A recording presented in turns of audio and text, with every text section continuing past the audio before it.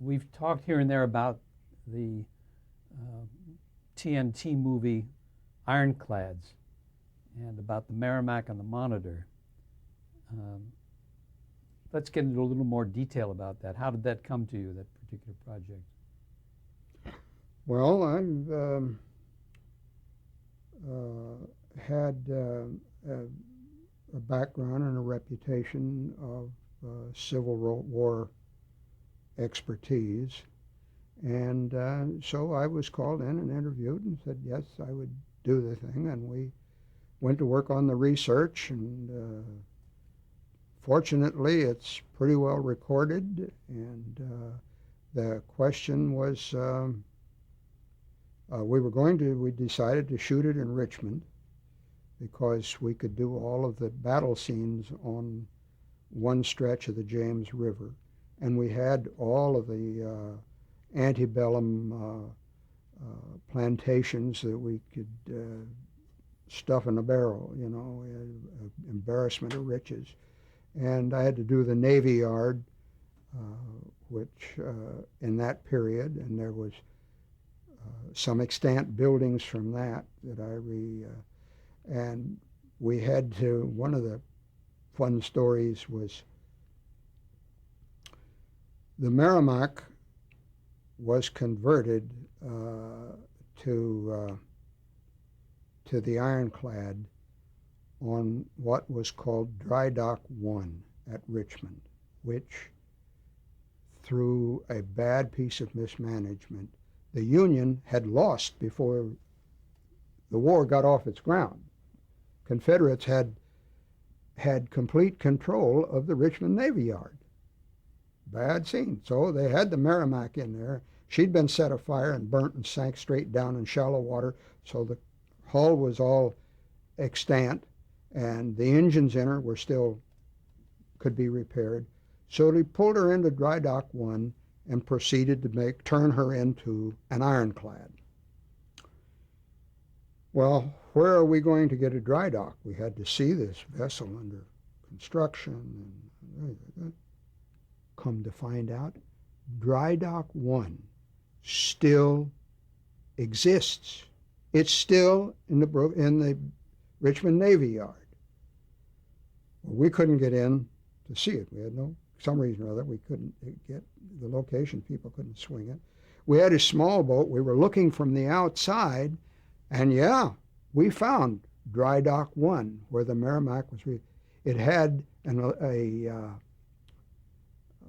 nuclear submarine in it, and they were refurbishing it, and that's why we couldn't get anywhere close to it. So your tax dollars are still working, if it's any comfort to you. It wasn't to me. I still had to do the dry dock and some sequences in it, which we did in cuts, so we didn't have to see the whole thing, But the ships had to be full scale, didn't they? Oh yes, yeah. Not only the Monitor and the Merrimack, but then some of the sailing ships as well.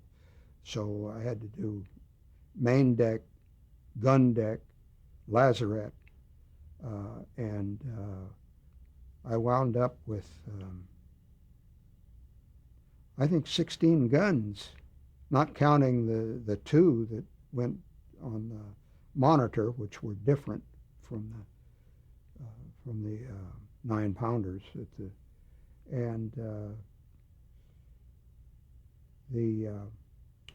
I had drawings originally. They're all extant for the Monitor, and we had designed the turret, drew it all up, and the guns. And our armorer was in South Carolina, and he was going to build all the guns, and he was going to build the barrels. We were going to build the carriages in the Monitor, because there were no wheels on the Monitor's gun carriages. They rode on a sled that slid back when they recalled, and then they had tackle that pulled them back out to run the guns out again. So we were going to build the carriage, and he was going to build the tubes. And we got there ahead of time. We were working in a warehouse in Richmond, and we got the whole turret built. Now, that turret, for them, was 8 inches of iron on a curve, in a circle. with these holes that the muzzles ran through, and then they had big iron pendulums that swung over the back side of these gun ports when the gun was run in for loading. And so it was really quite a chore to cut a true hole through an 8-inch curved wall at the proper height and everything. Well, the guns showed up. They mounted them on the carriage. They didn't fit the gun ports. I read that poor armor up one side and down the other. He did everything but crawl around on the floor. So we plugged the holes and recut them. And the day we started shooting, and we started shooting in some of the stuff in Washington, in downtown Richmond, and the historian came up to me and he said, I got somebody I want you to meet.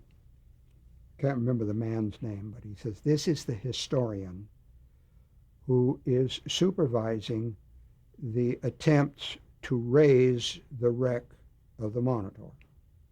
And he says, they have just come up with some new research, and I think he ought to tell you what it is. I said, fine. I said, it's all built. He said, they had come up with a letter from the designer of the Monitor. He had built the turret. The guns had been sent, and they didn't fit. And he never changed his drawing. He had to recut he didn't change the drawing, so I took his drawings and made the same mistake he did all over again. That's long-range deja vu. Did you have models of the ships for the battle scenes? That was done in England, not altogether. They did a good job. I was not allowed to go over and supervise it, and Merrimack had no way of getting into it. And this bothered a lot of people. It was solid, sealed up. When the gun ports were closed, there was no way to get inside that thing. And the armor plate had been built by taking railroad rails and rolling them out flat, and that became their armor plate. And so I had gone to the museum there in Richmond and everything else, and talked to the curators, and been through the drawings that were extant and everything. And I found out really what they did. They had a ladder that would hook over the catwalk that ran down the top of this revetment, and that's the way they climbed up and went through a hatch in the top of it. And in fact, they were so antsy about it that they had a squad of Marines aboard the Merrimack in case the Union Navy put foot soldiers in rowboats, came up alongside them and got in and captured them that way. Then the Marines were supposed to fight them off. But when I saw the footage from the miniatures in England, here was a double spiral staircase on the back of the Monitor. I could have screamed. They had the same problem everybody. How do you get into there? Well, they must have had some way. Well, I'm sure they had a ladder on the back. Well, we'll put it in there, you know. And it was beyond my control then. Fortunately, the miniature turned and you saw it once, and I hope the public didn't. But I cringe every time I meet a naval reenactor that he's somebody that saw this. Joe, you are retired now, aren't you? Yeah. When did you retire? The first of this year, actually. I took my withdrawal from the Union. And did you just feel it was time? Or why did you retire? Well, you know, our industry has, for one thing, run into something of an age problem. I mean, younger producers want people their own generation to deal with. It became harder and harder to work, and I just outlived my time, I think. And so I said, okay, I quit. Well, you've certainly worked on a number of great projects and have left a legacy. Well, I've been very fortunate to spend my life working at something, making a good living at something I like to do. And I found out there are a lot of people that can't say that. Is there any one feature film or television production that you are remembering that you're proud about? I think the two apexes in the whole thing were Roots One and Shogun. Beautiful. How would you describe your production design style? Did you establish a style for yourself? No. I think I became well known and respected for my abilities at research and for my honesty at the research, with the research. If there was any style, it was the believability, and when required, then the imagination to go beyond it, as we talked about with the science fiction stuff. And but to say a style that is, he must have done it, I don't think so. That probably wouldn't even work for. Wouldn't it? Really didn't. It really didn't. It wasn't moot. Yeah. It didn't. It didn't compute, as my Right. son says. Speaking of computing, what new technologies Oy vey. have affected the work of the art director? Computering, the computer thing is.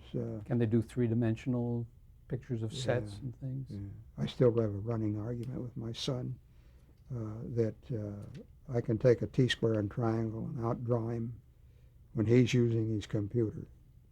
He says I can't, but we've never put it to the test. In what way would you say the nature of production design has changed over the years? Or the technology itself changed it? Well, largely it's the taking advantage of new technology and the ability of the art director to stay abreast of that technology and to use it wisely and economically. So far, much of it for television is frequently beyond the economic range. I mean, you're going to hire a lot of set designers for what a computer costs. And you can paint a backing and hang it out there in a lot less time than it takes to run one up and print it off. It can be done, and it's marvelous. But what it costs you and the length of time it takes you to do it, you've got to weigh that against the time and money that you have to work with. So it's still, I still like to work on a lot where I have control.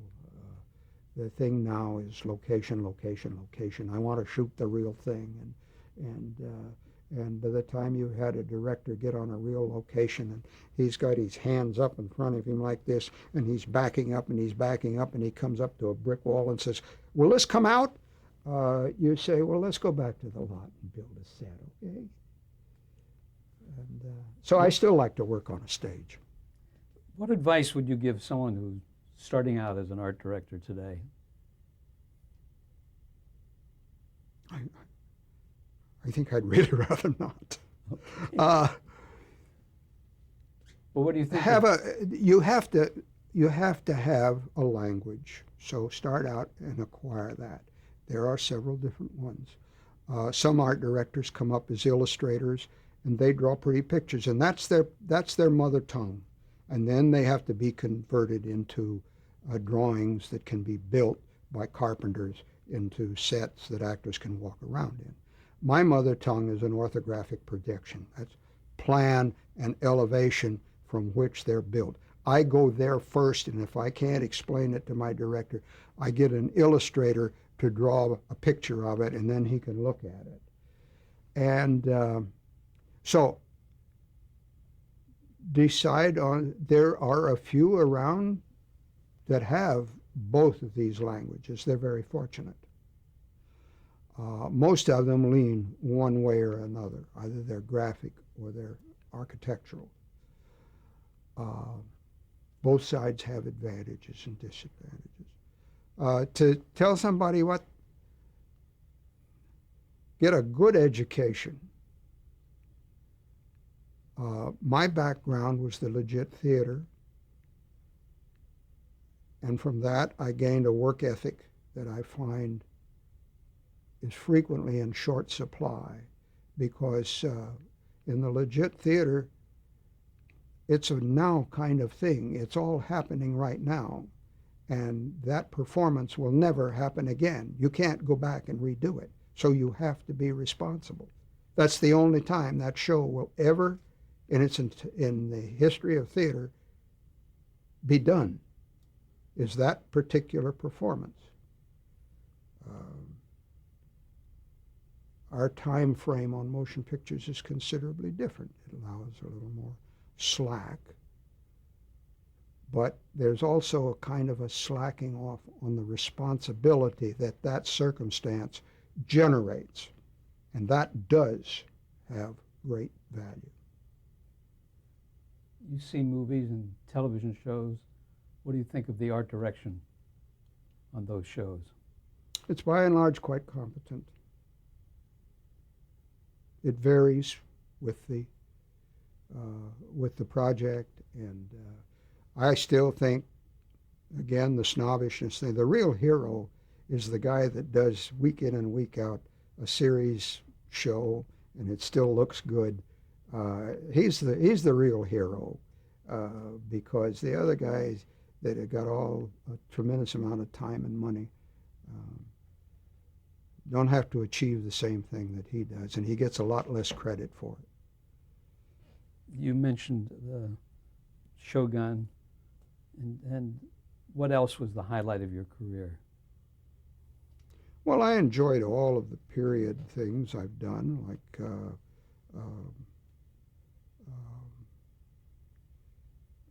North and South Book 2 and Ironclads, and these were all research projects that I was proud of and feel I have contributed something that will perhaps have some lasting value. Anything that you have any regrets about in terms of your work? No, except that I got old and had to quit. The question here is, did you have a mentor? Not really. The man who got me my first employment opportunity, as I say, was Leo Cuter. We had a wonderful thing in those days when the feature lots were extant, that new designers coming in learned from the men that were already there. It was on-the-job training that, with the independence and the chopped up fugitive aspect of companies today, the young people don't have that advantage of going to work with a lead set designer and he's supervising your drawing. If you get a problem, you go to him. He says, this is the way you do it. And you learned without knowing. And people will look at a movie company and they think it's sheer chaos. Everybody running around and everybody else is sitting down watching them. But it isn't true. A well-organized movie company, everybody knows his job and does it, and you have to be entrepreneurial about it and take responsibility for it. And these are all things you learn by doing it. There's only a certain amount you can go to school and learn. And the rest of it, you got to get out there and get your feet wet. How would you like to be remembered?